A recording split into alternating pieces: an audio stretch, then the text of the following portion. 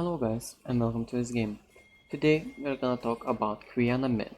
How can Qiyana single-handedly snowball entire game? So let's begin. First of all, what items does Qiyana start? Qiyana is starting a corruption potion, which is a really good starting item. She takes Electrolute, Sudden Impact, Eyeball Collection, Ravenous Hunter, Biscuit Delivery, Time Warp Tonic. So what does Starflame Tonic do? Consuming a potion or biscuit grants 50% of a health or mana restoration immediately, but that puts consumable natural cooldown. In addition, gain 5% movement speed while under their effect. So this is really nice rune to take whenever you play Qiyana. Alright, so first of all, we're waiting for the minions. We're just staying mid to make sure that no one can invade through a mid lane, and as a mid laner you always stand here. First thing that he does is lets the Rise push the wave and slowly just chills and not taking any ability before seeing how the Rise gonna play this lane out. Alright, so after that he takes the Q and continues letting the Rise push in.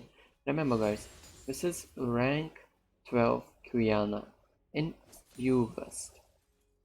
Alright, so let's continue.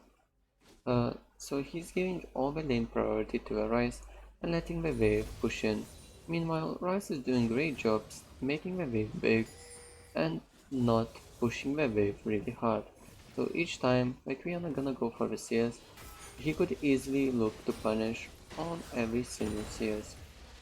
But Qiyana does a great job using her abilities to CS, so he doesn't let the Rise poke him too much down. After that, you can just see the Qiyana CSing under her turret. At the same time, she's building the wave towards him, so whenever the Rai is gonna try to trade, she's gonna have wave advantage. At the same time, Rise wants to make sure that the wave is thin enough and wants to make sure that the wave doesn't crash too fastly into her turret.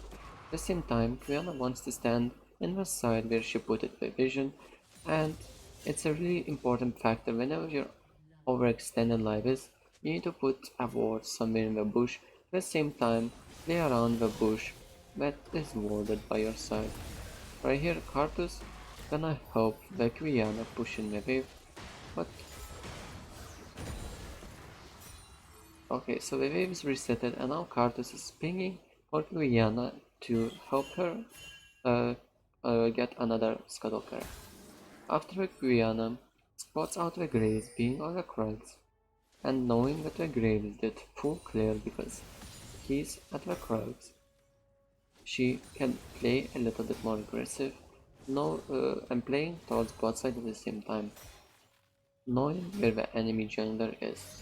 Right here, she freezes the wave near her turret, so whenever the Rise teleports back to the lane, he gets denied at least one CS. In higher tiers or divisions, you're gonna notice that these players are contesting every single CS and none of the CS are free to take.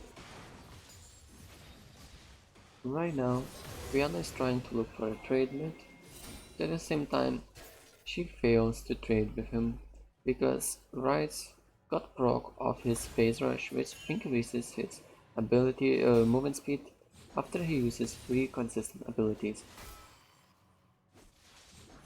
And before she was playing really safe, but now when she got level 5, she can play a little bit more aggressive and can abuse the Rise a little bit more.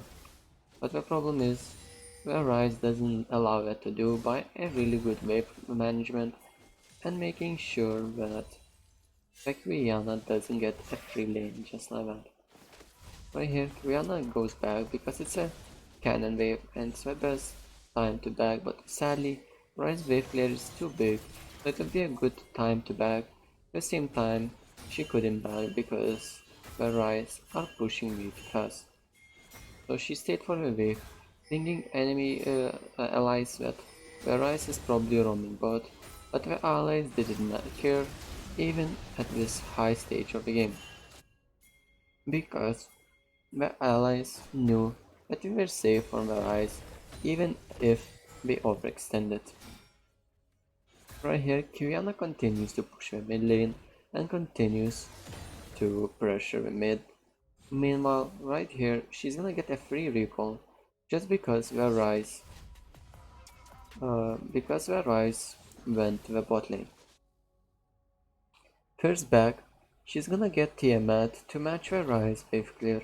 Tiamat is an optional item, but if you're against some champions that are really good at wave clearing, I would highly recommend starting with Tiamat. After getting back to the mid lane, she instantly starts pushing the mid, and now the true game starts. The bot lane tried to gank her, but the problem is that she has too much mobility and the gank is not successful. Because she had mid prior right now, she could easily help her team. Sadly the R doesn't connect and the roam was not successful, but it was a really nice attempt by her. Her priorities are just to push the Rise in and try to go do something on the map. So right here, she's gonna start pushing the wave and continue pressuring mid. At the same time, looking for plays in other lanes. For example, right here, she sees that Rakan is really low and starts going bot side to look for a dive. Sadly, Varys follows the roam and starts fighting her, knowing that he's stronger 1v1 and he can win that. Sadly, Varys misplays and he's forced to flash over the wall, and that was a really nice commit by Qiyana and Karthus to go for that kill. Right here, they can easily go do a dragon. Qiyana recalls, knowing that her help is not necessary here, and she can use this time to get a good backing time. Backing times are really important, and if you know good backing times, the game is gonna be way easier for you. Alright, so after she went back, she got her boots and 2 longswords. She didn't rush mobbies, because that way she would miss out on the damage, and it's gonna be making her falling behind the enemy mid laner. This extra damage provides her value to easily win the trades against Ryze, and now she can play aggressive because she got a lead over the Ryze. Plus, the Ryze has to buy a tier, which doesn't provide any amount of AP and not gonna benefit the Ryze that much. Even through, when it comes to trades, even through it's a must item for him, but because it's a tier, it's not gonna provide more AP and he's not gonna do more damage. Right here he misplayed, knowingly that he might die for this, he still contested the pink ward and it was really nice play by Qiyana to punish his missteps. Right here we got a Herald and continues to pressure Mehmet. Qiyana is a little bit cocky and decides to say FF to the enemy team when it's already only 10 minutes into the game. But that might bring negative value to you because each time you say FF, that way the enemy team not gonna FF whatsoever. Alright, so after the set, someone heard bot. Rihanna is looking for a roam, but at the same time, she can't roam because there is a wave mid. So if you roam now, she couldn't get any CS mid and she would fall behind against enemy mid laner and lose the pressure that she worked so hard to build. Even though that she's behind in CS, because it's melee against range, it's really difficult for her to get all the CS early, and in these stages, where the players are one of the highest in the game, it's a little bit hard to maintain the same CS against a range champion. Right here, she looks for all-in top, knowing that Pantheon can easily R top and easily help with his gank. That was a nice sapling by Maokai. If you didn't know, that saplings are providing vision for him, even though he's still gonna die, but there was a little safety windows against incoming ganks. So after she got already 3 kills and used every single opportunity that she could roaming, she comes back to the mid lane and tries to wave clear the mid wave. After that, he sees that the Bryce is going top lane and he's trying to stop the Ryze with everything she could, but she couldn't do that, so at least she damaged it for the incoming TP. Even though this teamfight didn't work out for any team, it was a nice force by them because we're behind and there's no more room to go for consistent plays.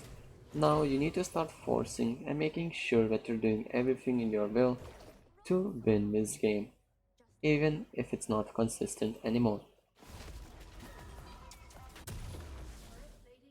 So already she participated in 50% of all the kills happening in this game, which is pretty amazing, taking consideration that she was against a Ryze who has a really good wave clear and she was pressured all early game.